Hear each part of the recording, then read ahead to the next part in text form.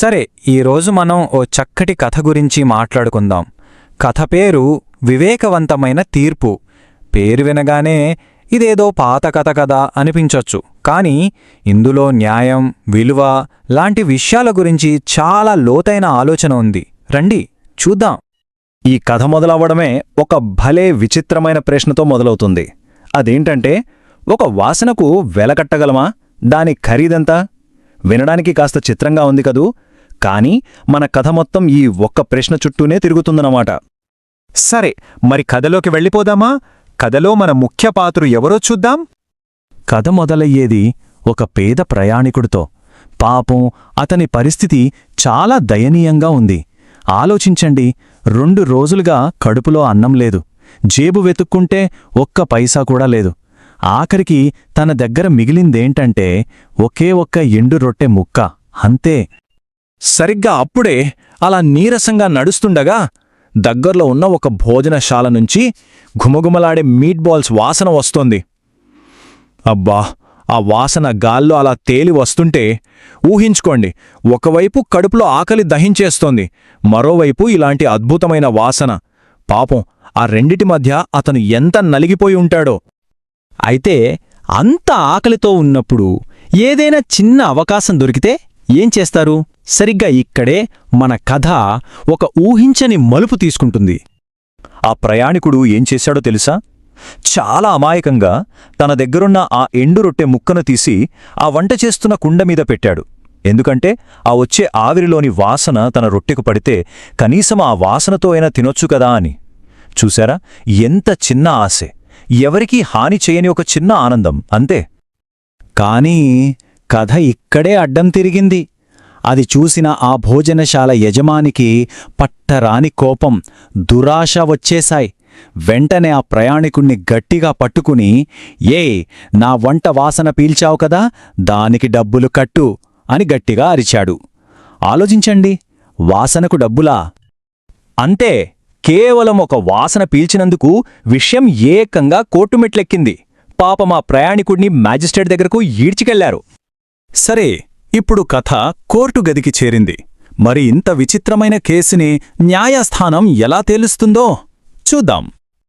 ఆ రోజు మేజిస్ట్రేట్ స్థానంలో ఉన్నది మరెవరో కాదు, నస్రుద్దీన్. ఆయనందరూ పండితుడు అని పిలుస్తారు. అంటే బాగా చదువుకున్న తెలివైన వ్యక్తి అని అర్థమన్నమాట. ఇప్పుడు చూడండి, మ్యాజిస్ట్రేట్ ముందు 2 పక్షాల వాదనలు. ఒకవైపు ఆ యజమాని, అయ్యా, ఇతను నా మీట్ బాల్స్ వాసనను దొంగిలించాడు అని ఆరోపిస్తున్నాడు. మరోవైపు ఆ ప్రయాణికుడు, అయ్యా, నేను చాలా పేదవాణ్ణి, నేను డబ్బులు కట్టలేను అని ప్రాధేయపడుతున్నాడు. ఇక ఇప్పుడు అసలు విషయం మొదలవుతుంది. మన పండితుడు రంగంలోకి దిగుతాడు. ఆయన ఈ సమస్యను పరిష్కరించిన తీరు నిజంగా ఎవరూ ఊహించలేరు. పండితుడు ఆ ప్రయాణికుడు వైపు తిరిగి ఒక మాటంటాడు. నువ్వేం కంగారుపడకు, నీ తరఫున ఆ డబ్బు నేనే కడతాను. ఈ మాట వినగానే ప్రయాణికుడికి ప్రాణం లేచేస్తుంది. అదే సమయంలో ఆ దురాశపరుడైన యజమాని ముఖంలో డబ్బులు వస్తున్నాయన్న ఆనందం. సరే, ఇక చెల్లింపు సమయం వచ్చింది. పండితుడు తన జేబులో చెయ్యి పెట్టి బయటకు తీసింది కేవలం 2 పైసలు. అయితే ఆ డబ్బుని నేరుగా యజమానికివ్వలేదు. పండితుడు చాలా విచిత్రంగా ప్రవర్తించాడు. ఆ 2 నాణేలని తన చేతుల్లో వేసుకుని ఆ యజమాని కుడి చెవి దగ్గర గలగలమని శబ్దం చేశాడు. అందరూ ఆసక్తిగా చూస్తున్నారు. శబ్దం చేశాక యజమానిని సూటిగా అడిగాడు, ఏమైనా వినిపిస్తోందా అని. ఇంకేం చేస్తాడు యజమాని? తప్పక వినిపిస్తోంది అని ఒప్పుకున్నాడు. ఒక చెవితో సరిపెట్టలేదు. తన తీర్పులో ఎలాంటి లోపముండకూడదని పండితుడు మళ్లీ అదే పనిని ఈసారి యజమాని ఎడమ చెవి దగ్గర కూడా చేశాడు. అంటే చెల్లింపు 2 సార్లు జరిగిందని నిర్ధారించాడన్నమాట. ఇక ఇక్కడితో ఈ కేసు అద్భుతమైన, ఎంతో న్యాయమైన ముగింపుకు వస్తుంది. అప్పుడు పండితుడు తన అసలైన తీర్పును వినిపించాడు. ఏమన్నాడంటే, మీట్ బాల్స్ వాసనకు డబ్బుల శబ్దం సరైన చెల్లింపు. భలే ఉంది కదూ, కంటికి కనిపించని నేరానికి చెవికి వినిపించే శిక్ష. పండితుడు తన తీర్పును ఇంకాస్త వివరించాడు.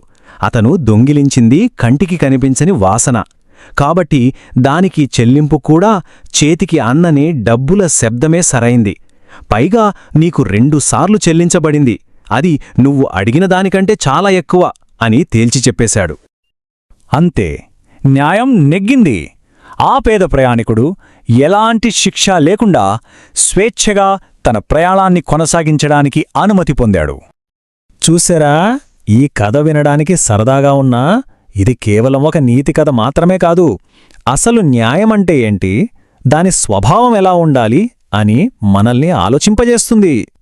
ఈ కథ మనకు ఏం చెప్తోందంటే, న్యాయం అంటే ఎప్పుడూ పుస్తకాల్లో రాసిన చట్టాలను గుడ్డిగా పాటించడం కాదు.